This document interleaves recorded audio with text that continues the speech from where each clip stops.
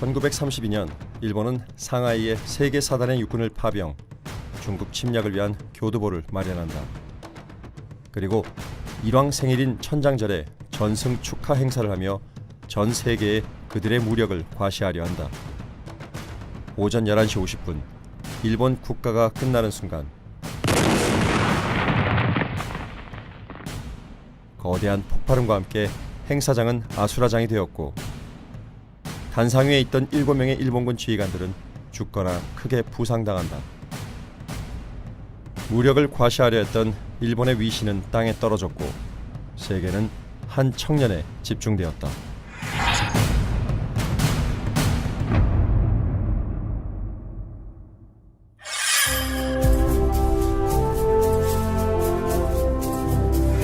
일본 장교들을 향해 수류탄을 던지며 자신을 희생하여 독립을 외쳤던 윤봉길. 사실 그는 대한독립을 꿈꾸던 농촌의 계몽가였습니다. 19세부터 문맹 퇴치를 위한 야학당을 운영하였고 농민 독본저술, 부흥원 설립, 월진회를 조직하는 등 문맹 퇴치와 민족의식 고취에 앞장섰으며 농촌 부흥운동을 펼쳐 농가의 소득을 증대시키는 데 기여하였습니다. 하지만 일제는 부당한 이유로 윤봉길의 계몽운동을 방해하였고 이에 한계를 느끼게 된 윤봉길은 농촌 계몽운동도 민족의 독립이 있는 이유에 가능하다는 걸 느끼게 됩니다. 1929년 광주 학생 항일운동이 일어나자 이에 영향을 받은 윤봉길은 야학을 통해 학생들에게 항일 정신을 불어넣으며 투쟁에 나설 것을 권한다.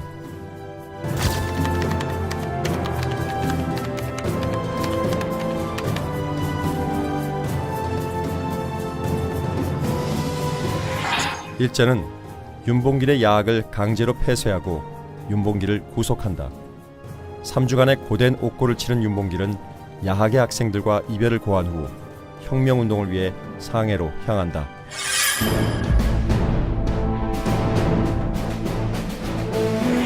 장부 출가 생불안 이 한마디를 남기고 고향을 떠난 윤봉길은 1931년 5월 8일 천신만고 끝에 대한민국 임시정부가 있는 상해에 도착하게 된다. 그곳에서 노동과 장사로 생계를 이어가던 윤봉길은 1932년 1월 8일 일왕에게 수류탄을 던진 이봉창의 의거 소식을 접하자 자신의 결심을 지키기 위해 김구를 찾아간다.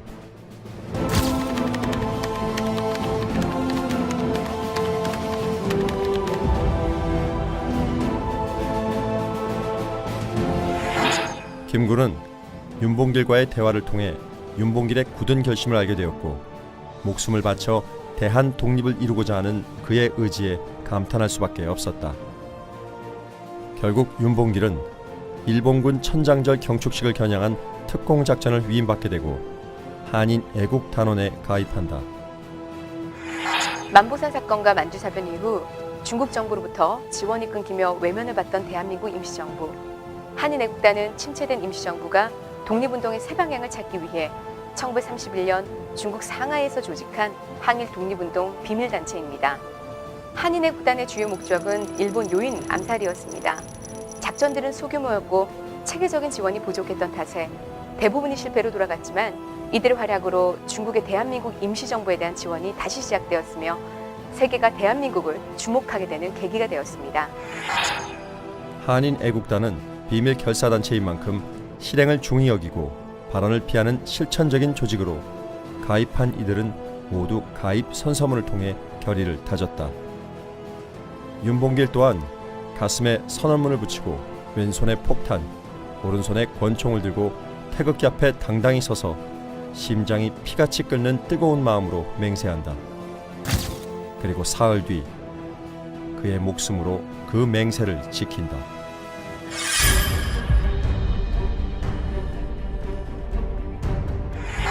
일본에게 윤봉길 의사의 의거는 충격 그 자체였다.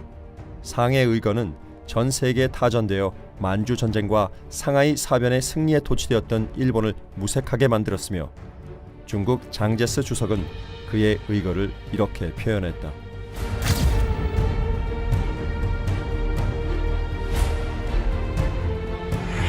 거사 직후 현장에서 체포되어 헌병대에 의해 끌려간 윤봉길은 1932년 5월 25일 상해 파견 일본 군법회의에서 사형 선고를 받고 11월 18일 일본 오사카의 육군 위수형무소에 이감된다.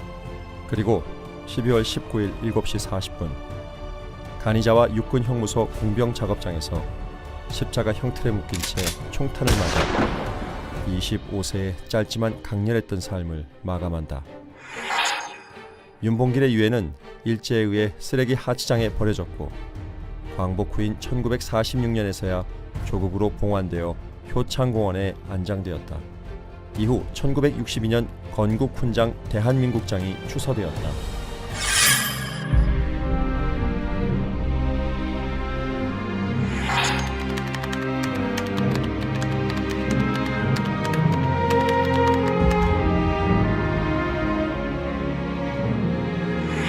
윤봉길 의사의 업적은 한국뿐 아니라 동아시아 역사 속에서 여전히 이슈가 되고 있지만 그를 기리는 마음은 서서히 사라져가고 있다. 민족의 독립과 자유를 위해 목숨을 바친 독립투사의 활약이 후손들의 무관심으로 기억에서 잊혀져 가고 있는 것이다. 자신의 모든 것을 바쳐 독립운동의 불씨를 살린 25살의 조선 청년. 죽음을 두려워하지 않고 일제에 맞서 조국의 독립을 열망했던 윤봉길. 그의 숭고한 정신을 제대로 지키고 이어나가고 있는지 되돌아봐야 할 시점이다.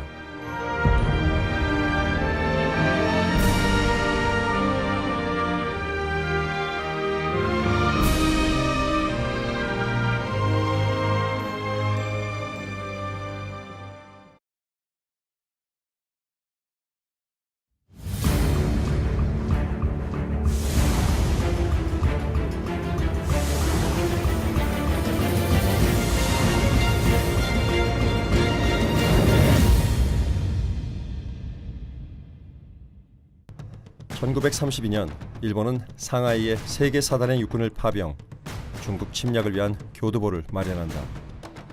그리고 일왕 생일인 천장절에 전승 축하 행사를 하며 전 세계에 그들의 무력을 과시하려 한다. 오전 11시 50분 일본 국가가 끝나는 순간 거대한 폭발음과 함께 행사장은 아수라장이 되었고 단상 위에 있던 7명의 일본군 지휘관들은 죽거나 크게 부상당한다. 무력을 과시하려 했던 일본의 위신은 땅에 떨어졌고 세계는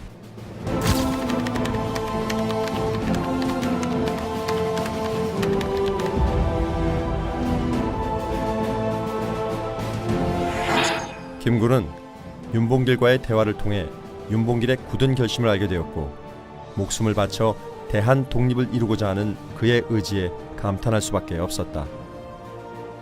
결국 윤봉길은 일본군 천장절 경축식을 겨냥한 특공작전을 위임받게 되고 한인 애국단원에 가입한다.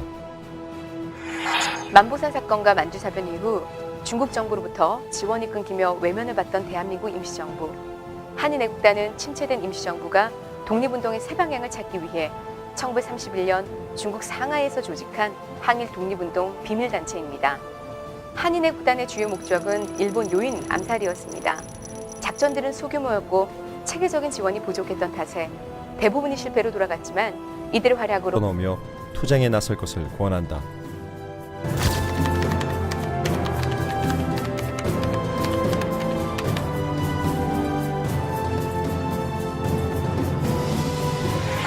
일제는 윤봉길의 야학을 강제로 폐쇄하고 윤봉길을 구속한다. 3주간의 고된 옥고를 치른 윤봉길은 야학의 학생들과 이별을 고한 후 혁명운동을 위해 상해로 향한다.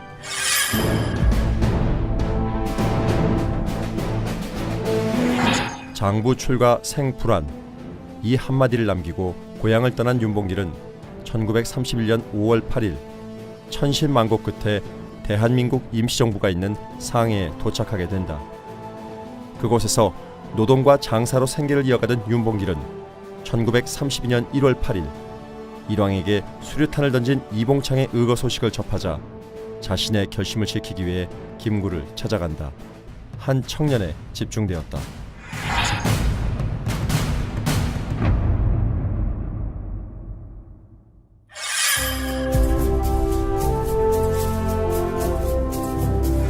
일본 장교들을 향해 수류탄을 던지며 자신을 희생하여 독립을 외쳤던 윤봉길. 사실 그는 대한독립을 꿈꾸던 농촌의 계몽가였습니다. 19세부터 문맹 퇴치를 위한 야학당을 운영하였고 농민 독본저술, 부흥원 설립, 월진회를 조직하는 등 문맹 퇴치와 민족의식 고취에 앞장섰으며 농촌 부흥운동을 펼쳐 농가의 소득을 증대시키는 데 기여하였습니다. 하지만 일제는 부당한 이유로 윤봉길의 계몽운동을 방해하였고 이에 한계를 느끼게 된 윤봉길은 농촌 계몽운동도 민족의 독립이 있는 이유에 가능하다는 걸 느끼게 됩니다. 1929년 광주 학생 항일운동이 일어나자 이에 영향을 받은 윤봉길은 야학을 통해 학생들에게 항일 정신을 불어 또 중국의 대한민국 임시정부에 대한 지원이 다시 시작되었으며 세계가 대한민국을 주목하게 되는 계기가 되었습니다. 한인 애국단은 비밀 결사단체인 만큼 실행을 중히 여기고 발언을 피하는 실천적인 조직으로 가입한 이들은 모두 가입 선서문을 통해 결의를 다졌다. 윤봉길 또한 가슴에 선언문을 붙이고 왼손에 폭탄, 오른손에 권총을 들고 태극기 앞에 당당히 서서 심장이 피같이 끓는 뜨거운 마음으로 맹세한다. 그리고 사흘 뒤 그의 목숨으로 그 맹세를 지킨다.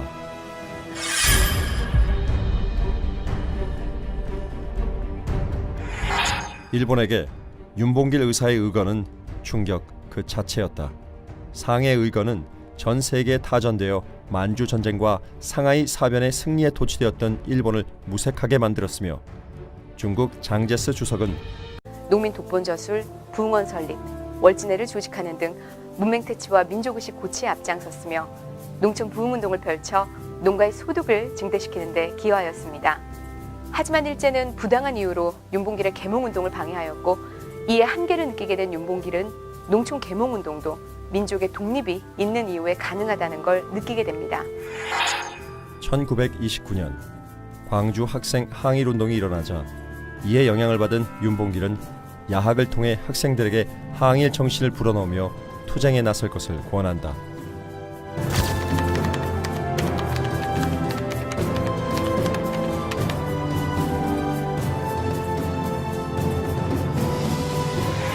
일제는 윤봉길의 야학을 강제로 폐쇄하고 윤봉길을 구속한다.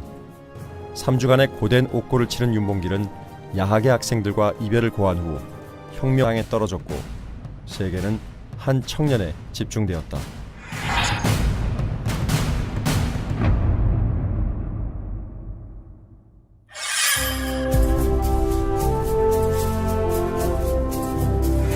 일본 장교들을 향해 수류탄을 던지며 자신을 희생하여 독립을 외쳤던 윤봉길.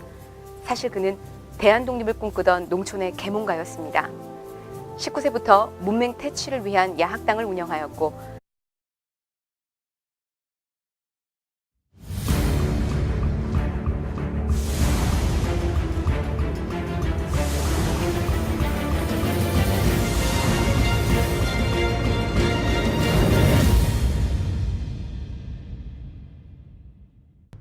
(1932년) 일본은 상하이에 세계 사단의 육군을 파병, 중국 침략을 위한 교두보를 마련한다.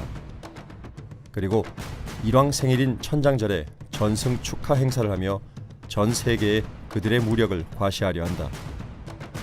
오전 11시 50분 일본 국가가 끝나는 순간 거대한 폭발음과 함께 행사장은 아수라장이 되었고 단상 위에 있던 7명의 일본군 지휘관들은 죽거나 크게 부상당한다. 무력을 과시하려 했던 일본의 위신은